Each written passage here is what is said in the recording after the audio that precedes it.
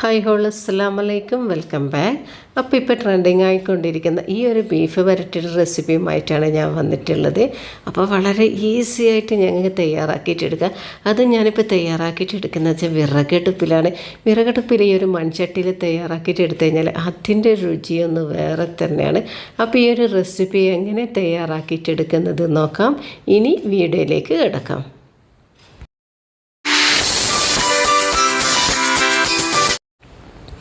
അപ്പോൾ ഈ ഒരു ബീഫ് വരട്ടിയത് തയ്യാറാക്കിയിട്ട് എടുക്കാൻ വേണ്ടിയിട്ട് ഞാനിതാ കുറച്ച് കുഞ്ഞുള്ളി എടുത്തിട്ടുണ്ട്, അതുപോലെ തന്നെ 2 വെളുത്തുള്ളി എടുത്തിട്ടുണ്ട്.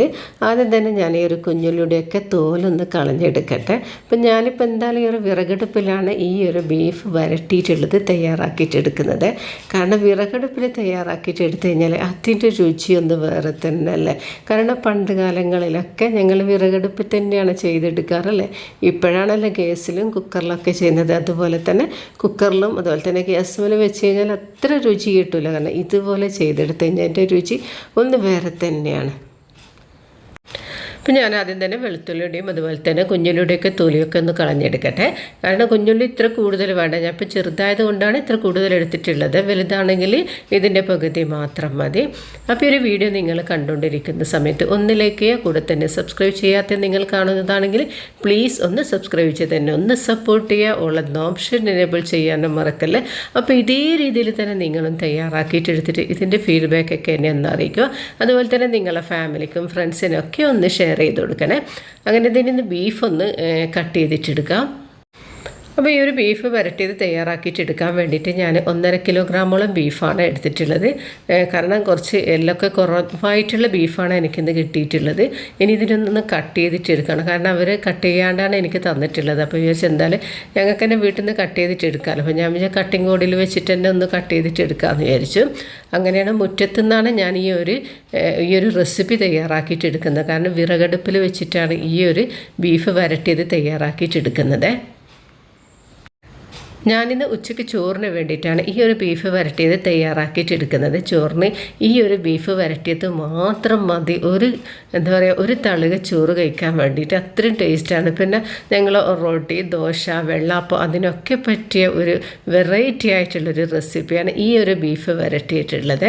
കാരണം കത്തിക്ക് കുറച്ചൊരു മൂർച്ച കുറവുള്ളത് കൊണ്ട് ഇത്രയും ഞാൻ ശക്തി പിടിച്ചിട്ട് ഈ ഒരു ബീഫ് കട്ട് ചെയ്തിട്ടെടുക്കുന്നത്. എന്നും ഞങ്ങൾ കുക്കറിലും അതുപോലെ തന്നെ ഗ്യാസ് അടുപ്പുമ്പോൾ തന്നെയാണല്ലോ ഇതുപോലത്തുള്ള റെസിപ്പികളൊക്കെ ഒന്ന് പാചകം ചെയ്തെടുക്കുന്നത് അല്ലേ. ഇന്ന് ഞാൻ വിചാരിച്ച് എന്തായാലും വിറകടുപ്പിലും അത് മൺചട്ടിയിൽ തന്നെ ഈ ഒരു ബീഫ് വരട്ടിയത് തയ്യാറാക്കിയിട്ടെടുക്കാം. അപ്പോൾ അതിൻ്റെ രുചി ഒന്ന് വേറെ തന്നെയാണ്. സാദാ ചോറിന് ഞങ്ങൾക്ക് ഈ ഒരു ബീഫ് വരട്ടിയത് മാത്രം മതി. ഞാൻ സാദാ ചോറിനാണ് ഈ ഒരു ബീഫ് വരട്ടിയത് തയ്യാറാക്കിയിട്ടെടുക്കുന്നത്. അതുപോലെ നെയ്ച്ചോറിനൊക്കെ ഇതുണ്ടെങ്കിൽ പിന്നെ പറയേണ്ട ആവശ്യമില്ല. നെയ്ച്ചോറൊക്കെ തനിയെ കഴിച്ചു അത്രയും ടേസ്റ്റാണ് ഈ ഒരു ബീഫ് വരട്ടിയത്. നെയ്ച്ചോറൊക്കെ നല്ലൊരു കോമ്പിനേഷനാണ് അല്ലേ. പണ്ടൊക്കെ ഞങ്ങളെ വീട്ടിൽ നിന്നൊക്കെ അടുപ്പിൽ തന്നെ, അതായത് വിറകടുപ്പിൽ തന്നെയാണല്ലോ പാചകമൊക്കെ ചെയ്യുന്നത്. ഇപ്പോഴാണല്ലോ ഞങ്ങൾ ഗ്യാസുമ്മലും അതുപോലെ തന്നെ കുക്കറിലൊക്കെ പാചകം ചെയ്തെടുക്കുന്നത്.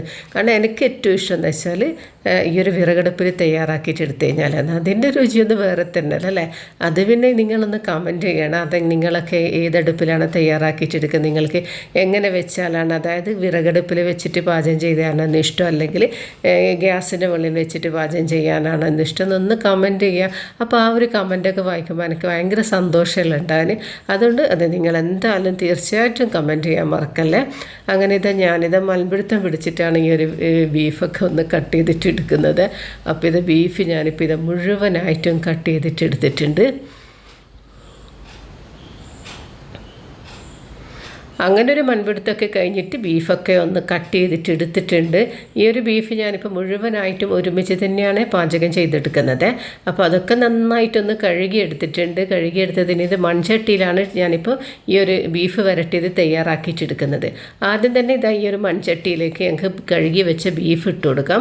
ഞാനിപ്പോൾ വിറകടുപ്പിൽ തന്നെയാണല്ലോ കുക്ക് ചെയ്തിട്ടെടുക്കുന്നത്. വിറകടുപ്പിൽ ഒരു മൺചട്ടിയിൽ ഞങ്ങൾ കുക്ക് ചെയ്തിട്ടെടുക്കുമ്പോൾ ഏകദേശം ഒരു 3/4 മണിക്കൂർ കറക്റ്റാണ് ഇതിൽ ഈ ഒരു മൺചട്ടിയിൽ നിന്ന് ഈ ഒരു ബീഫ് വെന്ത് കിട്ടാൻ വേണ്ടിയിട്ട്.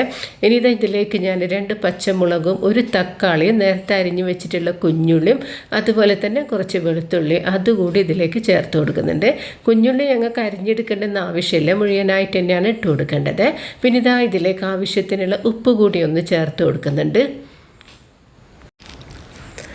ഇനി ഇതിലേക്ക് ആവശ്യമായിട്ടുള്ള മസാലപ്പൊടികളൊക്കെ ഒന്ന് ചേർത്ത് കൊടുക്കാം. ഞാനിപ്പോൾ ഇതിലേക്ക് ഒരു 1/2 ടീസ്പൂൺ അളവിൽ മഞ്ഞൾപ്പൊടി ചേർത്ത് കൊടുത്തിട്ടുണ്ട്.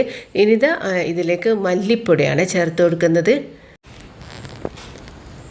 ഇനി ഇതിലേക്ക് മല്ലിപ്പൊടി ചേർത്ത് കൊടുക്കാം. ഒരുപാട് മസാലപ്പൊടികളൊന്നും ഇതിൽ ചേർക്കേണ്ട ആവശ്യമില്ല. ഇപ്പം ഞാനിതാ ഇതിലേക്കൊരു 2 ടീസ്പൂൺ അളവിൽ മല്ലിപ്പൊടി ചേർത്ത് കൊടുത്തിട്ടുണ്ട്. ഇനി ഇതിലേക്ക് മുളക് പൊടി ചേർത്ത് കൊടുക്കാം. 1 ടീസ്പൂൺ അളവിൽ കാശ്മീരി മുളക് പൊടിയും 1 ടീസ്പൂൺ അളവിൽ എരിവുള്ള മുളക് പൊടിയാണ് ഇതിലേക്ക് ചേർത്ത് കൊടുത്തുള്ളത്. രണ്ടും മിക്സ് ആകുമ്പം കൂടുതലായിട്ട് കഴിക്കുമ്പോൾ ഞങ്ങൾക്ക് എരിവ് തോന്നില്ല. അപ്പോൾ അതുകൊണ്ടാണ് രണ്ടും മിക്സായിട്ട് ഇതിലേക്ക് ചേർത്ത് കൊടുക്കുന്നത്. പിന്നെ ഇതിലേക്ക് ചേർത്ത് കൊടുക്കുന്നത് എന്ന് വെച്ചാൽ ഉലുവയാണ്. ആദ്യം ഞാനിത് ഒരു 1/2 ടീസ്പൂൺ അളവിൽ ഉലുവ ചേർത്ത് കൊടുത്തിട്ടുണ്ട്. ഉലുവ കൂടി ചേർത്ത് കൊടുത്തു കഴിഞ്ഞാൽ ഞങ്ങൾ ഈ ഒരു ബീഫ് വരട്ടിക്ക് നല്ലൊരു ടേസ്റ്റ് കിട്ടും, നല്ലൊരു ഫ്ലേവർ കിട്ടണമെങ്കിൽ ഉലുവ കൂടി ചേർത്ത് കൊടുക്കും. അപ്പോൾ ഉലുവ ചേർത്ത് കഴിഞ്ഞാൽ നിങ്ങൾക്ക് കൈപ്പടിക്കില്ലേ? ഉലുവ ചേർത്ത് കൊടുത്തു കഴിഞ്ഞാൽ ഒരു കാരണവശാലും കൈപ്പടിക്കില്ല. അപ്പം ഞാനിത് ഇതിലേക്ക് ഒരു ചെറിയൊരു ടീസ്പൂൺ അളവിലാണ് ഉലുവ ചേർത്ത് കൊടുത്തിട്ടുള്ളത്. ഉലുവ ചേർക്കണമെന്ന് വെച്ചിട്ട് നിങ്ങൾ ഒരുപാട് ഉലുവയൊന്നും ചേർത്ത് കൊടുക്കരുത്. അങ്ങനെ ഇതിലേക്ക് ആവശ്യമായിട്ടുള്ള വെള്ളം ഒഴിച്ച് കൊടുത്തിട്ടുണ്ട്. അതായത് ഞങ്ങൾ ഈ ഒരു ബീഫ് കുക്കാകാൻ വേണ്ടിയിട്ടുള്ള വെള്ളമാണ് ഒഴിച്ച് കൊടുത്തിട്ടുള്ളത്. ഇനി ഞങ്ങൾക്ക് ഇതിനൊന്ന് വിറകടുപ്പിൽ വെക്കാം. അപ്പം വിറകടുപ്പ് നന്നായിട്ട് കത്തിച്ചെടുത്തിട്ടുണ്ട്. വിറകടുപ്പ് ഈ ഒരു ബീഫൊക്കെ തയ്യാറാക്കിയിട്ടെടുക്കുമ്പോൾ നല്ല രീതിയിൽ തന്നെ തീയൊന്നൊക്കെ ഒന്ന് കത്തിയെടുക്കണം. അങ്ങനെ ഈ ഒരു വിറകടുപ്പിൽ ഞാനിപ്പം ബീഫ് വെച്ച് കൊടുത്തിട്ടുണ്ട്. വിറകടുപ്പ് നന്നായിട്ട് കത്തിച്ചാൽ തന്നെ ഞങ്ങളെ ബീഫ് പെട്ടെന്ന് തന്നെ വെന്ത് കിട്ടും. അങ്ങനെ ഞാൻ വീണ്ടും ഇത് ഈ അടുപ്പിലേക്ക് കൊള്ളി വെച്ച് കൊടുത്തിട്ടുണ്ട്. അങ്ങനെ നന്നായിട്ട് കത്തിച്ചെടുക്കണമല്ലോ, അല്ലെങ്കിൽ എന്താ പറയുക ഒരുപാട് ടൈം എടുക്കും ഈ ഒരു ബീഫ് കുക്കാവാൻ വേണ്ടിയിട്ട്. നന്നായിട്ട് കത്തിച്ചെടുത്ത് കഴിഞ്ഞാൽ തന്നെ പെട്ടെന്ന് തന്നെ ഞങ്ങൾ ഈ ഒരു ബീഫ് കുക്കായി കിട്ടും ചെയ്യും. എനിക്കിത് കറക്റ്റ് അളവ് എന്ന് വെച്ചാൽ ഒരു 3/4 മണിക്കൂറാണ്, അതിൽ കൂടുതലൊന്നും ആയിട്ടില്ല. പെട്ടെന്ന് തന്നെ ഈ ഒരു ബീഫ് കുക്കായി കിട്ടിയിട്ടുണ്ട്. അപ്പോൾ ഞാൻ ഇടയ്ക്കിടയ്ക്കൊക്കെ ഒന്ന് തുറന്ന് നോക്കിയിട്ടുണ്ടായിരുന്നേ, കാരണം മൺചട്ടിയിലാണല്ലോ തയ്യാറാക്കിയിട്ടെടുക്കുന്നത്, അടിക്ക് പിടിക്കുന്നുണ്ടോയെന്ന്. പക്ഷേ മാഷാ അല്ലാഹ് അൽഹംദുലില്ലാ അടിക്കൊന്നും പിടിച്ചിട്ടില്ല. ഇതിൻ്റെ ആ ഒരു ചാറൊക്കെ നല്ല രീതിയിൽ തന്നെ കുറുകി കിട്ടിയിട്ടുണ്ട്. നന്നായിട്ട് തന്നെ ഒന്നും കൂടി കുറുകി കിട്ടട്ടെ. അപ്പോൾ കുറുകി ചാറോട് കൂടിയിട്ടുള്ള ബീഫ് വരട്ടിയതാണ് ഇന്ന് ഞാൻ തയ്യാറാക്കിയിട്ടെടുക്കുന്നത്. ബീഫൊക്കെ ഒന്ന് നല്ല രീതിയിൽ തന്നെ കുക്കായി കിട്ടിയിട്ടുണ്ട്. അതിൻ്റെ ചാറൊക്കെ നന്നായിട്ട് കുറുകി വന്നിട്ടുണ്ട്. ഇതിനൊരു താളിപ്പ് തയ്യാറാക്കി എടുക്കാനുണ്ട്. അപ്പോൾ അതിന് വേണ്ടിയിട്ട് ഞാൻ 1 ടേബിൾ സ്പൂൺ അളവിൽ വെളിച്ചെണ്ണ ഒഴിച്ച് കൊടുത്തിട്ടുണ്ട്. അതുപോലെ തന്നെ 10-15 കുഞ്ഞുള്ളി അരിഞ്ഞെടുത്തിട്ടുണ്ടായിരുന്നു, അതുകൂടി ഇതിലേക്ക് ചേർത്ത് കൊടുത്തിട്ടുണ്ട്. എന്നിട്ട് ഇതിനൊന്ന് നന്നായിട്ട് മൂപ്പിച്ചെടുക്കാം. അപ്പോൾ ഇതാ ഈ ഒരു ബീഫ് നോക്കിയാട്ടെ, നല്ല രീതിയിൽ തന്നെ ഇതിൻ്റെ ചാറൊക്കെ ഒന്ന് കുറുകി വന്നിട്ടില്ലേ. അപ്പോൾ ഇത് കുറുകി ചാറോട് കൂടിയിട്ടുള്ള ബീഫ് വരട്ടിയതാണ് ഇന്ന് തയ്യാറാക്കിയിട്ടെടുക്കുന്നത്. ആ ഒരു താളിപ്പ് ഇതിലേക്കൊന്ന് ഒഴിച്ചു കൊടുക്കാം. അങ്ങനെ ഇതൊരു ചൂടാലത്തന്നെ ഞാൻ ഈ ഒരു താളിപ്പി ഒരു ബീഫിലേക്ക് ഒന്ന് ഒഴിച്ചു കൊടുത്തിട്ടുണ്ട്.